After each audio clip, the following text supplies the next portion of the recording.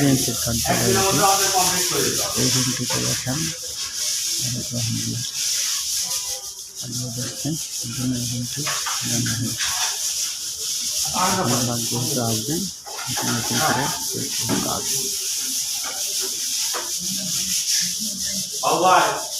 এদিকে আগে কাজ করবে, এদিকে ভালোভাবে করতে হবে।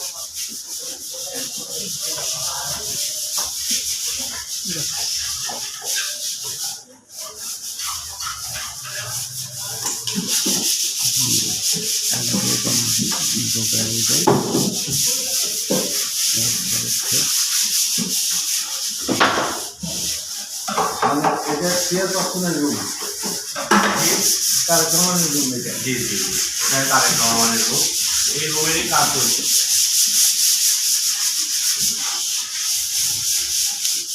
উনি তো এসে এইখানে আগেও বসছেন, এখনো আগেও বসছেন, আগেও এই রুমে এসে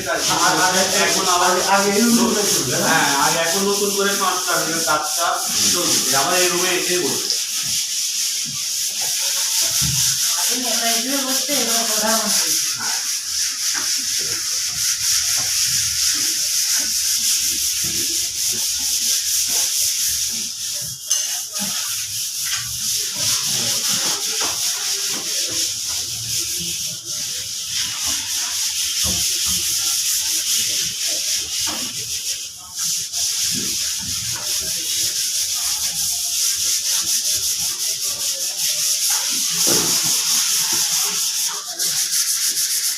আগে যেরকম রুমটা ছিল, হচ্ছে আপনার পুরাতন আমলের যে রুমটা, বিল্ডিংটা স্ট্রাকচার সেই রকম ছিল।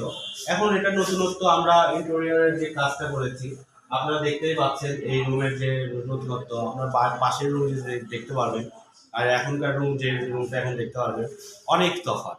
আমরা রুমটাকে সুন্দর করে সাজাইছি, আমাদের ক্যাবিনেট সুন্দর করে, ওয়াল ক্যাবিনেট থেকে শুরু করে তারেক রহমান প্রধানমন্ত্রী, আমাদের ভবিষ্যৎ প্রধানমন্ত্রী বা তারপরে 3 বারের সাবেক প্রধানমন্ত্রী বেগম খালেদা জিয়া, শহীদ রাষ্ট্রপতি, তার ছবি এখানে থাকবে।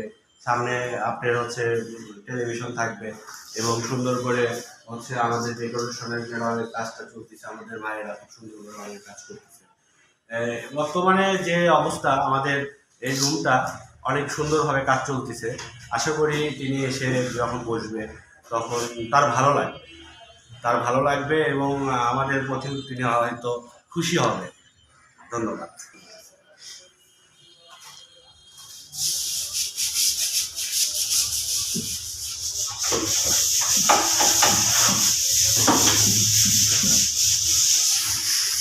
তার আগে আমাদের কাজ কমপ্লিট হয়ে যাবে।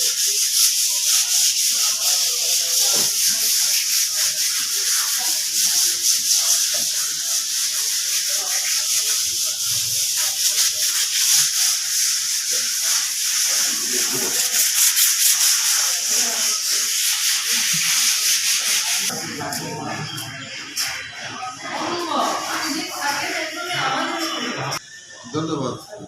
সিদ্ধান্ত তো আসলে আমরা ওখানে অনেকগুলাই নিয়েছি।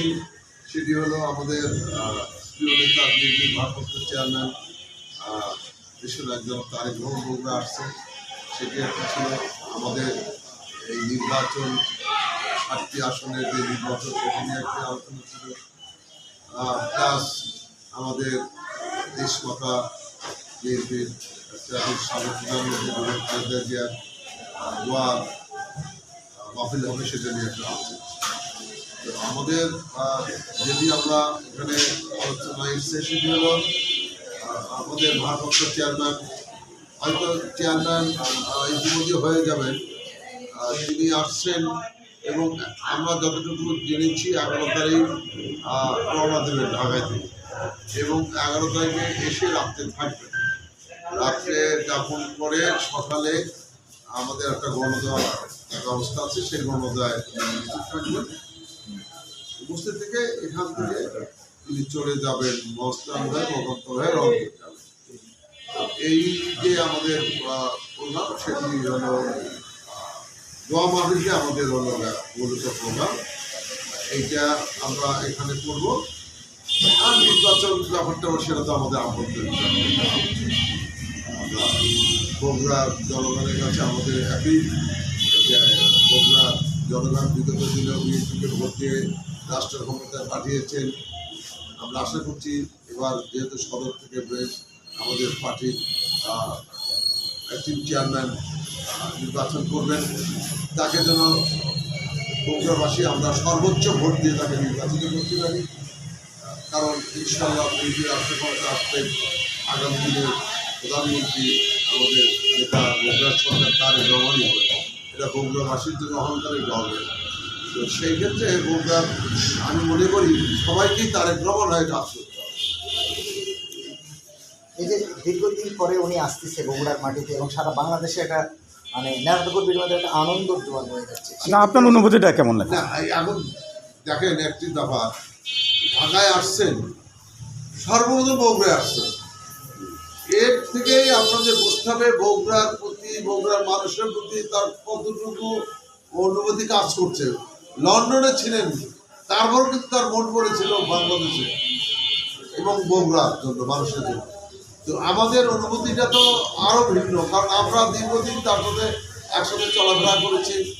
উনি আমাদেরকে সঙ্গে নিয়ে বিভিন্ন স্থানে নিয়ে গেছেন, আমাদেরকে বিভিন্ন কাজ দিয়েছেন এবং আমাদের নেতা তারেক রহমান যখন ডেভেলপমেন্ট ওয়ার্কগুলো এখানে করেছেন সেখানে আমাদেরকে দিয়েছেন।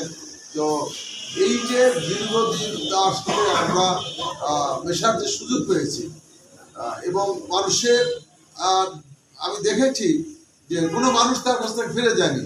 সে যে কাজের জন্য এসেছে, অর্থনৈতিক বলেন, চাকরি বাকরি বলেন, কারো সাহায্য, বিয়ে শাদীর ব্যাপার বলেন, ঘর করে দিতে হবে, ছেলেকে লেখাপড়া করাতে পারছে না, তার ব্যবস্থা করে দেওয়া, এগুলো যত লোকে এসেছেন আমি দেখেছি কোনোদিনও কাউকে ফিরাননি। ওনার তিনি সাধ্যমতো চেষ্টা করছেন সহযোগিতা করার জন্য। তো এই যে ফিলিংসগুলো আমাদের কাজ করছে, বগুড়া মাঠে ঘাটে ময়দানে ঘুরে বেরিয়েছেন, দিনে রাত্রে ঘুরে বেরিয়েছেন।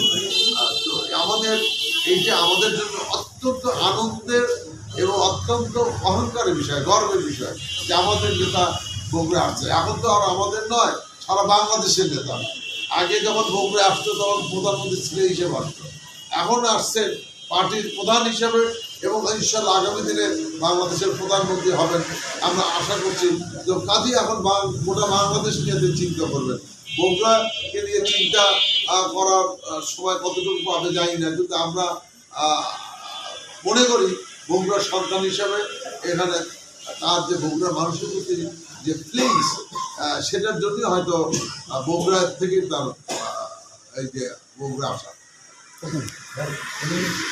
আপনারা তা বলতে পারবো না, কিন্তু তিনি যে পার্টির রূপটিতে বসতেন, এই বিএনপি এসে বিএনপি অফিসে আসতেন, বসতেন, আমরা তার পার্টি অফিসটা সংস্কার করছি, তার রূপটা সংস্কার করি যদি আসেন।